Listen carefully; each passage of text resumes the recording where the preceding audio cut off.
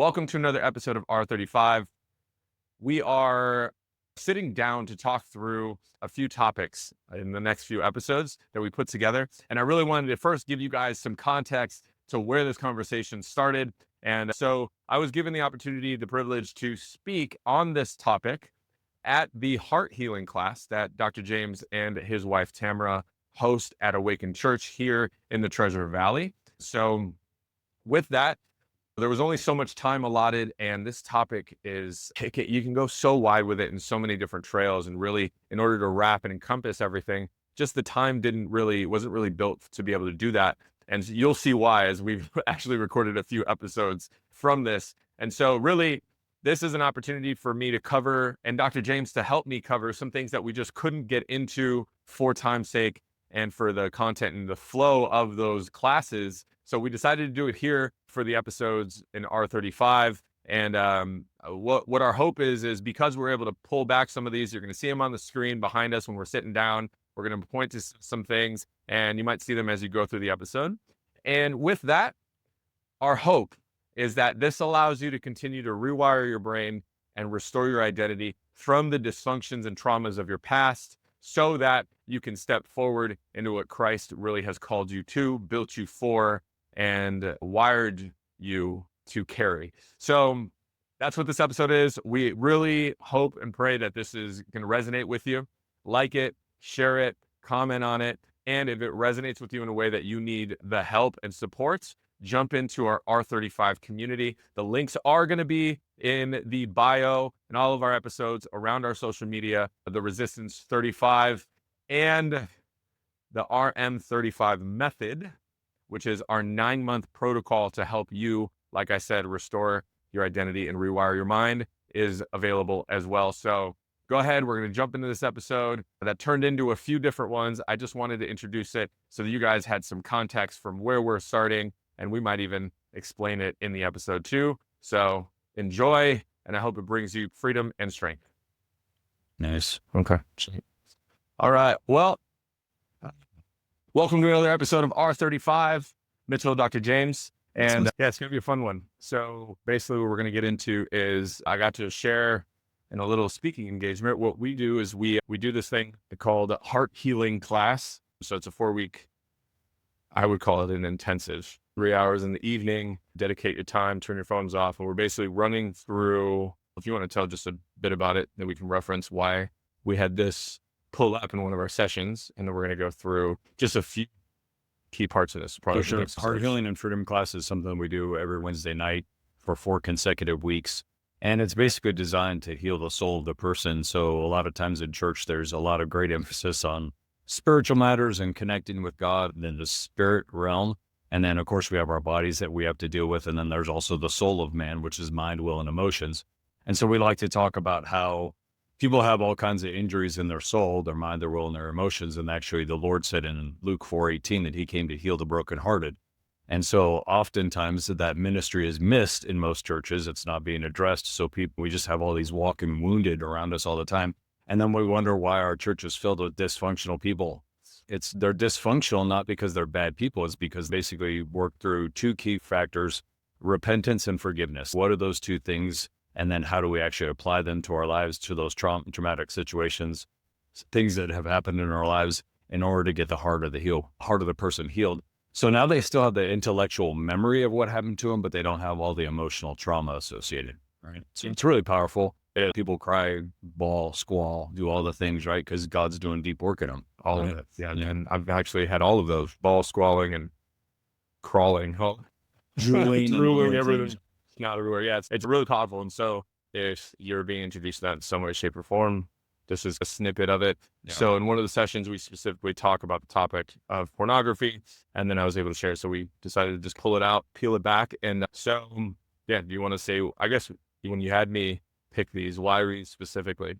Well, I like the one that has the contamination one. So let's just fast forward to that if we can. That guy right there. So it doesn't stay contained, right? It's going to affect every area of your life. And so I really like the way Mitchell had this graphed out, and you can see it's like a plague. What was the movie with Thor, the Dark Ether? Isn't it like the first one or second? It was the second one. Is seeping into all these different places of a man's life. Or a lady's Or a life. lady's life, yeah. So identity, who you are, believe about yourself, intimacy in your relationships with not only with yourself, but also obviously with your spouse or possibly even your kids. It's definitely going to erode trust in the marriage if your partner finds out that you're doing it behind her back. Connection is going to be traumatized. Family, it's going to create distance, confusion, and pain, right? Because when a man is walking in shame and guilt all the time, he's just not able to fully be present time conscious with his kids, with his wife. Mental health, man, we don't talk about this enough. There is the cycle of shame and condemnation over and over again.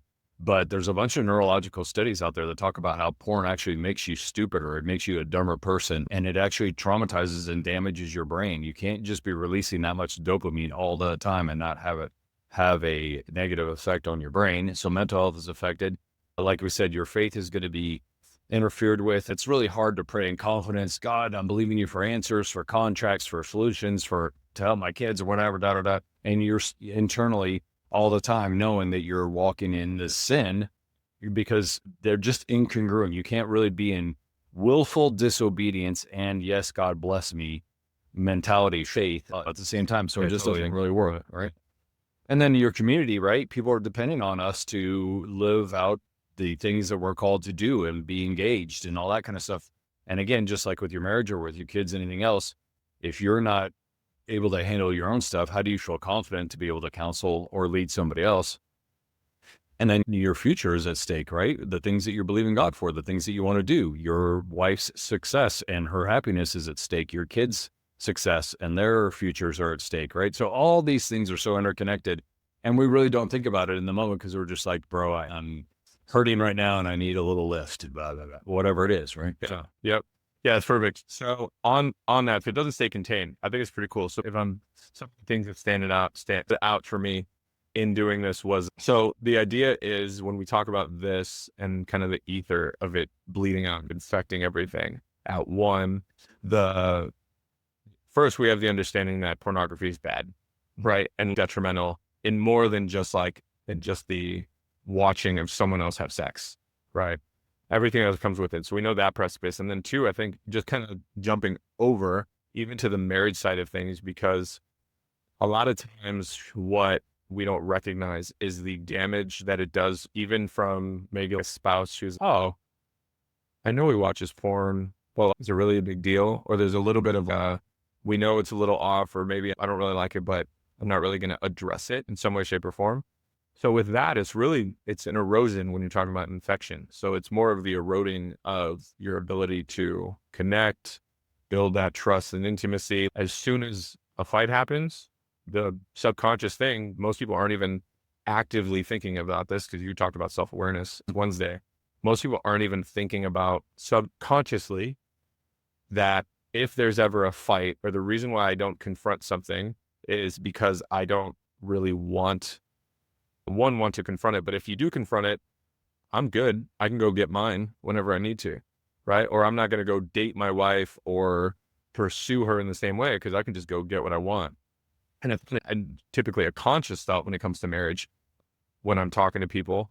But once we reveal that, the infection, you recognize how apathetic, how weak-minded you are, how low your will is toward that. So I think just appealing on that to see the infection really affects that marriage specifically. And even for the guys who are not yet married, like a few of the guys that are in our community, none of them are married yet. Right. And so we were talking about your future is determined by right now and what you're choosing to heal in taking care of pornography when it comes to a future marriage. Dude, what if you get the date that you really want with the super hot girl that you're excited about dating or whatever, and you're on that first date and the first thing she asks you is, when's the last time you watched porn? Right. If you see last night, or last night or whatever, she's probably, okay, I'm good. That tells me about you as a man of God or not a man of God. I'm out. Pay for dinner. Let's go. Yeah. Which you probably are going to pay for dinner. So yeah, which I was thinking about that too on the way here was even that so you have the girl of your dreams, or the girl like that one. You're like, man, if only I can take her on a date, or, whatever it might be, somebody in passing, something like that. For me, it was like this girl that I'd known since literally we were like near toddler. And there was always this like affection toward her. Like, I think I told my mom I loved her when I was like 8 or something like that, little thing. And then pornography, trauma, all that. I actually had the opportunity to connect with her. We dated a little bit on and off in high school, and then on and off in college. Anytime I would come back from Chicago, we'd always hang out.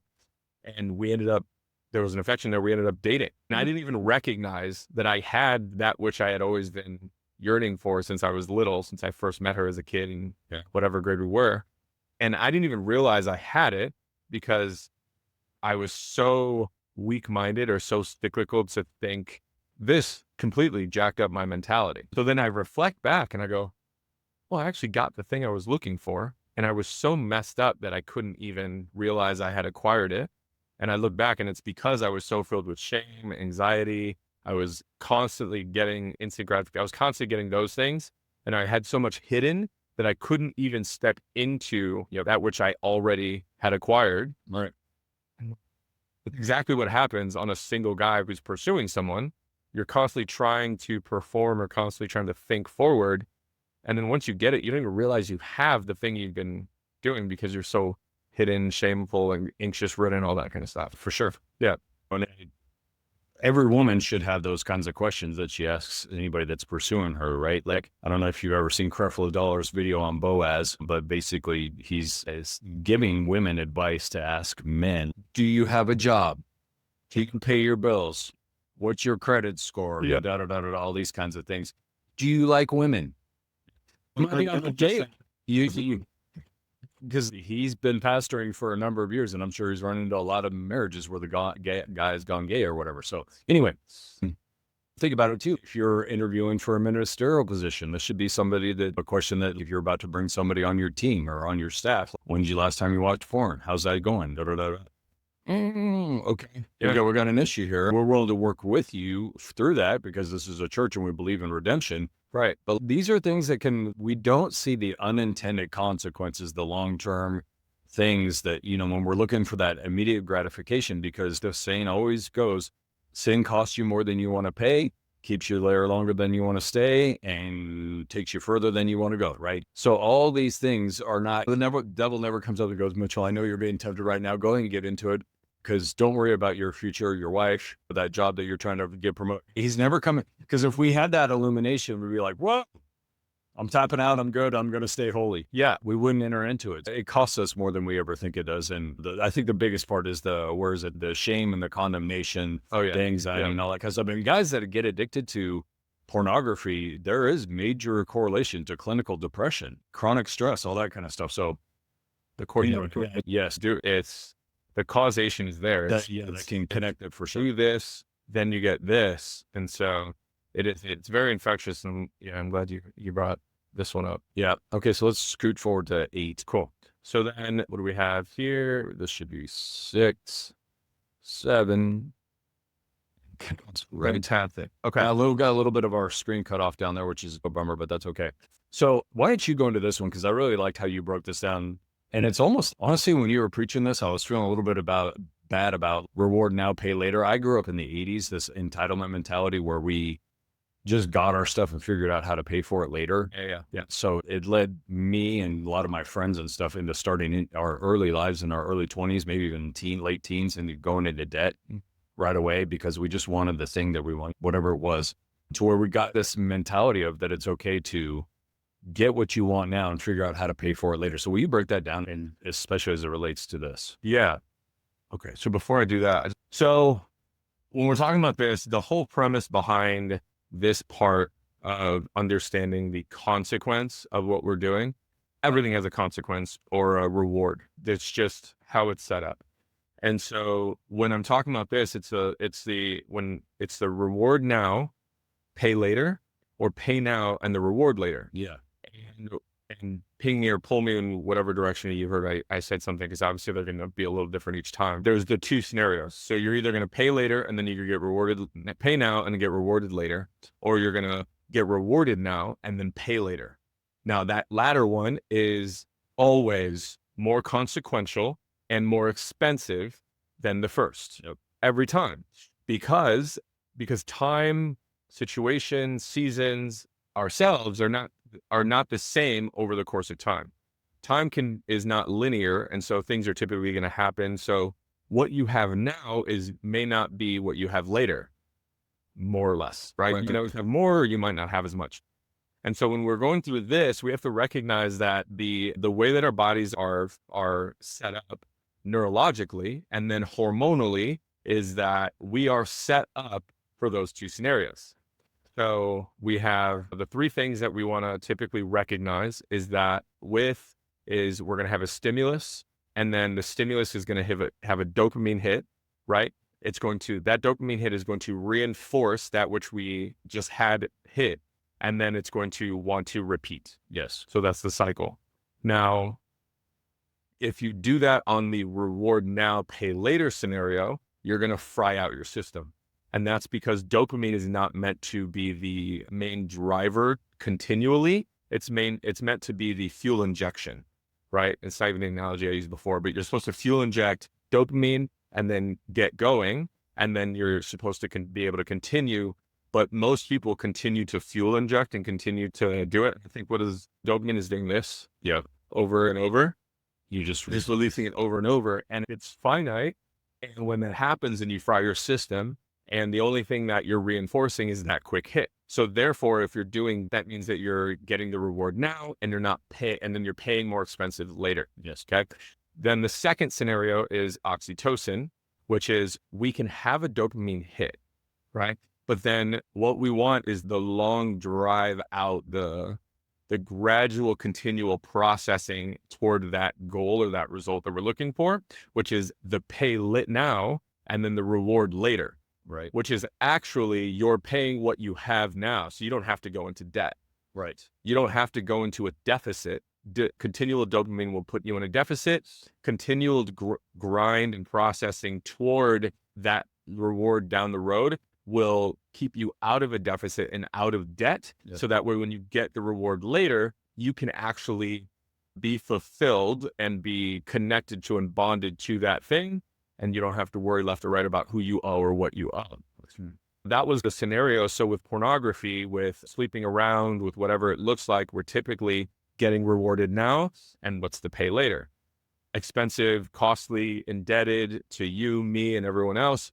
You're actually indebted to everyone you're hurting around you. Typically, if you're sleeping around with somebody, you probably hurt them because you had to manipulate them in some way, shape, or form in order to get them to sleep with you. You both might feel some type of way. So there's a huge debt and deficit there, all that kind of stuff, venereal disease, gonorrhea, like all that kind of stuff, Pregnancy, HIV, unplanned, and most times unwanted pregnancies, which the deficit there is people growing up spiritually unwanted, rejected off the bat in the womb, moms and dads. You're talking about like now Section 8 stuff. You're going into more governmental policies and stuff like that, everything that happened in the 50s, 60s, all that, right? If you just unravel all of that, which I didn't go into because I didn't have much time there, was like, there's so much to the reward now and pay later. So I'll pull that back. So now what you have to really recognize is three aspects to this. When you hit that dopamine hit, what your body and the chemical side in neurology is saying, pay attention to this, remember this, and then return to this. Come back to this. Oh, really like that. Oh, orgasm. Yes. How did I get it? Okay, now I got to go back to rinse and repeat. Rinse and repeat. Boom, boom, right? As soon as I got the tank just a little bit filled, I'm gonna go down, right?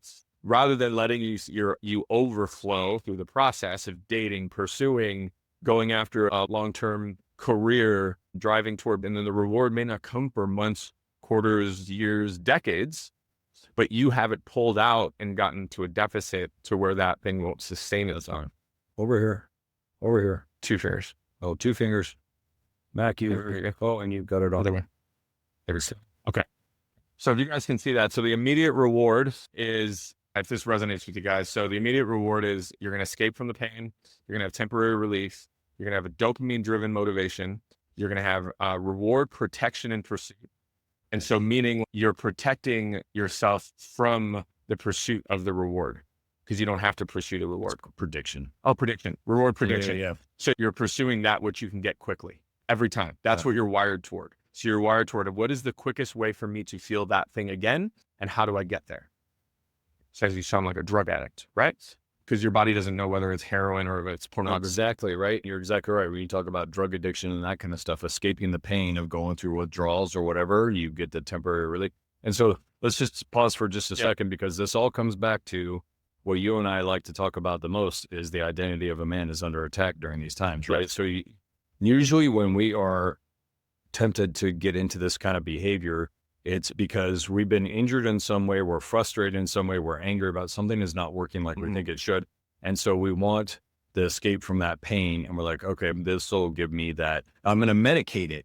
Yeah. With watching porn, masturbating, whatever it might be. So good in the moment. Right. Exactly. And then the last line is so important. It's a false comfort. It's not actually providing the true remedy or getting to the root cause of what's going on. And that's why we like to talk so much about identity in Christ, because if you know who you are, and you're solid in that, when the daily grind is happening, where you're getting attacked, when you're experiencing frustration, anger, you're able to successfully handle and process those emotions, realize what's happening to you in the moment, and not just go, you know what, I need to escape through drinking some bourbon or going and masturbating with some pornography, right? Which is wild, because if you pull that out and you don't even think about, if you think about the process of needing pornography, call it a drug, you're experiencing something. Yep. So then you want to have that experience. So either you don't have the thing that you think you're going to have, or you want to experience that thing so you can just feel good again.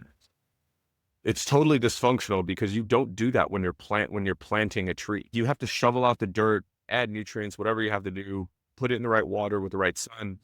That part, sweat on your brow, you know that you're doing that which you have to do in order for that tree to grow and flourish. And it's just the right way of doing things, right? Yeah, it's right. But once we come into this cycle, when you have sweat on your brow through life, processing, dating, confrontation, building business, working with partners and people and ministry and all this, as soon as you have a little wrinkle of your furrow of your brow, a little bit of sweat, little frustration and angst, whatever it is, immediately we're like, no, that can't be the right thing. That can't be how I'm supposed to go through this. Why is this difficult if I'm gifted and talented? Or if I'm called toward this thing, or I have this dream, why is it difficult? That can't be it. And then we go to the easy reward. It's really, really insidious. But if you're self-aware, you can pull back, have that full emotional cycle. Yeah, emotional wheel. And let's just break that down super quick so guys know what we're talking about real quick. Everybody knows about IQ, intelligence quotient. There's even been a lot of talk lately about EQ, which is emotional intelligence. But now they're saying that one of the highest, like the people who are the smartest, actually the most intelligent people, are experiencing what they call metacognition, which is you're basically able to stand outside of yourself, examine your own thoughts, see what's happening to you in the moment, and realize, where are these thoughts coming from? Why am I processing them this way? And then use your spirit man to basically make the right decision with what's happening. So, yeah, that's what the self-awareness thing is, such a huge deal, because you're going to understand who you are. So therefore you're going to work out of that place. Yeah. Okay. So then the delayed cost of the immediate reward. So back to that first one where it's like, I'm going to get what I want, when I want it, how I want it. The delayed cost is the same way it is with credit cards. You have interest and fees that compound over time. And then the delayed cost is going to be deepening shame. How many people experience shame over debt? Right? Yeah. Nobody brags about, I've got millions of dollars in debt. I've got $50 in debt. Nobody's going to brag about that. One. And so that's their shame. Very good point. What we should be aware of is, are you trying to hide it, and why? Yeah. Can you share this very thing with your closest friend, confidant, spouse, whatever it might be? If not, we got a problem. Yeah. Deepening shame, growing isolation, distorted intimacy, broken trust, neurological reinforcement to the habit loop. So when we pay attention to this, we remember this and we return to this, like the reinforcement of that is compounded. Neurons that fire together. Yep. And then the spiritual consequence. I want to talk about that one last. And then, so basically, there's a difference between being solitary and isolating. Talk about that. And he's eating cereal, dude. He's eating cereal. I'm like, why aren't you getting pizza and wings and just because I like eating cereal and watching shows undisturbed. I don't get shamed by this. I like what I like. I'm eating pizza tonight. After the wedding that we're going to tonight, I'm going to get pizza. So my wife's away, and back in the day, even like without her, or back in the day when I was by myself, it was, how much porn could I watch? How many things could I go through? Who can I text to go hook up with? who's going to do what. And like, I'm constantly trying to figure out how to not be alone. Okay. Although that's isolation. I'm like pulling away from people, but like not liking the fact that I'm just off on my own, or I'm purposefully pushing people away so that I could be alone. And then what I'm doing while I'm alone is dysfunctional. Isolation. That's Being solitary is what I was doing last night and today. I got home, I chilled, I had some quiet time. I was very much steady all the way through. I was kind of percolating a little bit. I was like, hey, do I really want to go do this or that? And then I'm thinking, why do I want to go do those? I'm really very much being in tune with my own thoughts, having a little bit of quiet time with the Holy Spirit, being able to do, you'll be proud of me. I was doing my dinner roll. I was laying on my back and getting my neck and kind of just allowing myself to experience how I'm going about life on my own. Yeah. And then as soon as I was like, I'm good. I should probably go leave the house, get ready, do all that kind of stuff. Then I very much did it, but I didn't do it at a purpose for like fear of what other people are thinking, or, oh my gosh, if I'm alone any longer, I'm going to end up watching porn, or I'm going to go whatever. I'm going to go hit up some girl. I'm going to go do something stupid. in most situations you're by yourself, but it's what's happening inside of you when you're by yourself, like, 100%. how you're approaching it, right? So Yeah. it's good. Two different. Cool. And then all of those distorted intimacy, we can go into a bunch of these. And so the spiritual consequence of this, I think, what we've recognized is when you have a spiritual consequence and you've been rewarding yourself immediately, it goes back to the trust factor, and you are very much you are limiting that which God has for you because there is no trust to sustain that which he could put on you and work through you. So the spiritual consequence of this is you are rewarding yourself now. Therefore, the consequence later is even missing out on or not being able to carry, or even you go to heaven. Like if you're saved, you go to heaven and you're going to stand before the judge, and he had all these things in front of you, and you just continued to want to dedicate to yourself. I'm like, that is the fear of the Lord for me. Right. So the spiritual consequence of that. And then what you said earlier was the ministry side. Like, we're called to lead people and disciple people. So there's no way that we can actually develop and push and challenge and confront people in their stuff if we're continuing to perpetuate the very thing he calls us really explicitly is one of the abominations, one of the worst things we could do. For me, that's a consequence. There's no sign of that. It's very black and white. All in all, that's what I was talking about. Yeah, because we know that men of God should be living holy lives, and we find out that pastors are doing this, that, or the other. Everybody's rocked, and because they're like, dude, you're our leader. You're supposed to be living the life for us to follow you, and here you are doing what we do. Yeah. What's the difference? And we talked about the other night that like 50% of pastors have a Pornhub account, right? What? Oh my gosh. So it's prevalent throughout the church, whether it's in the worship team, the greeting team, whoever, even in the pastoral ministry, like 50% of those guys have accounts.